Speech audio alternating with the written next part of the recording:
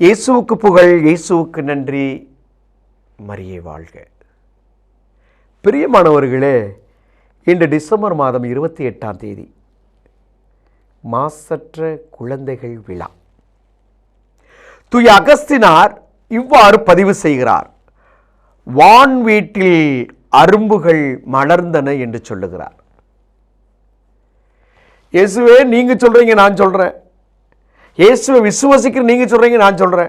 இயேசுவை பின்பற்றும் நீங்க சொல்ற, நான் சொல்றேன். இயேசுவோடு இணைந்திருக்கிற நீங்க சொல்ற, நானும் சொல்றேன். இயேசு எனக்கு அற்புதம் செய்தார் நீங்க சொல்றீங்க, நானும் சொல்றேன். இயேசு நம்மோடு பயணிக்கிறான் நீங்களும் சொல்றீங்க, நானும் சொல்றேன்.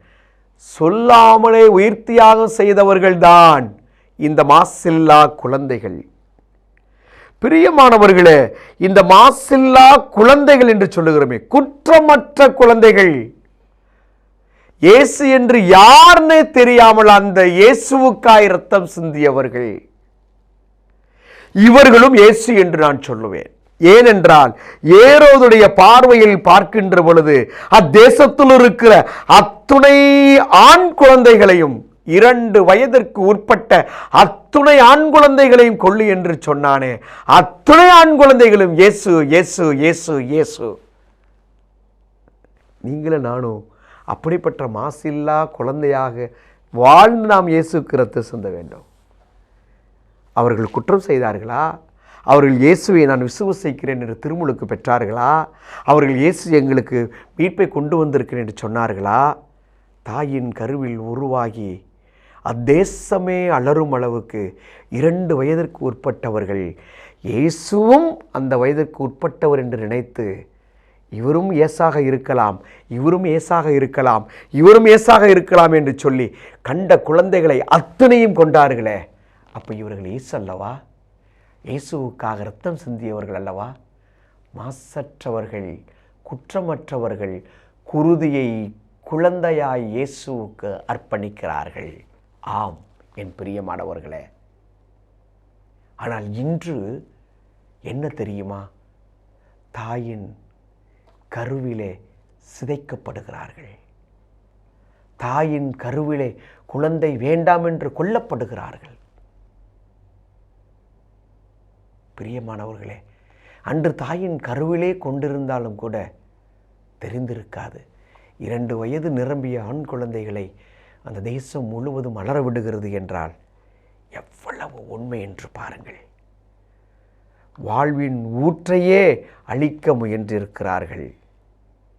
ஏன் இந்த பச்சிளங் குழந்தைகளை கொன்றார்களே எனில் அச்சம் அவர்களை கொல்லுகிறது.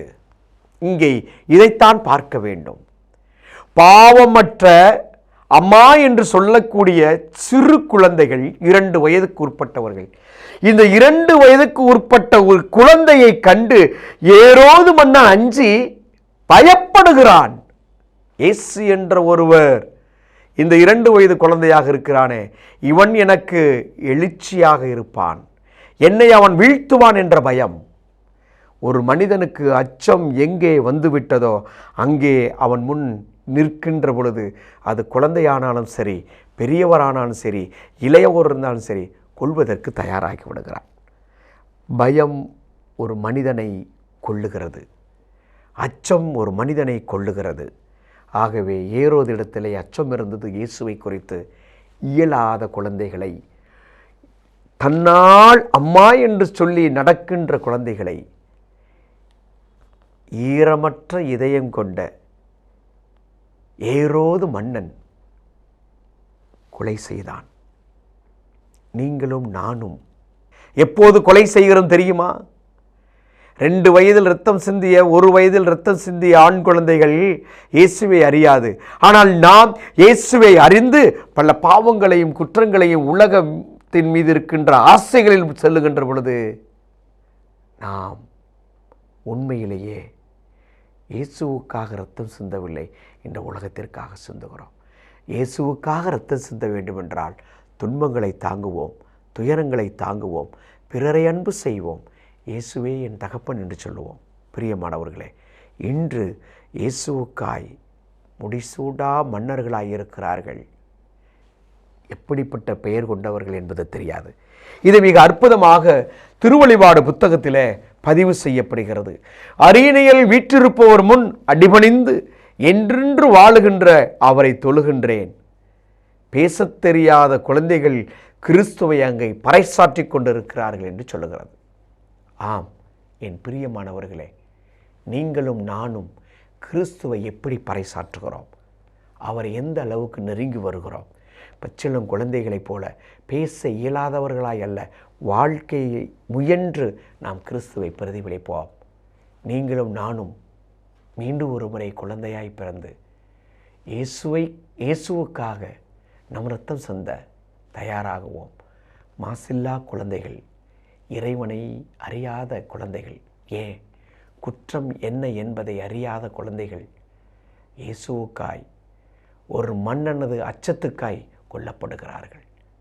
ஆகவே பிரியமானவர்களே, நம் குழந்தைகளுக்கு இயேசுவின் மீது இருக்கின்ற அன்பை ஆழப்படுத்துவோம். நம் குழந்தைகளுக்கு இயேசுவின் மீது இரத்தம் சிந்த வேண்டும், இயேசுவுக்காய் வாழ வேண்டும் என்று சொல்லி கற்றுக் கொடுப்போம்.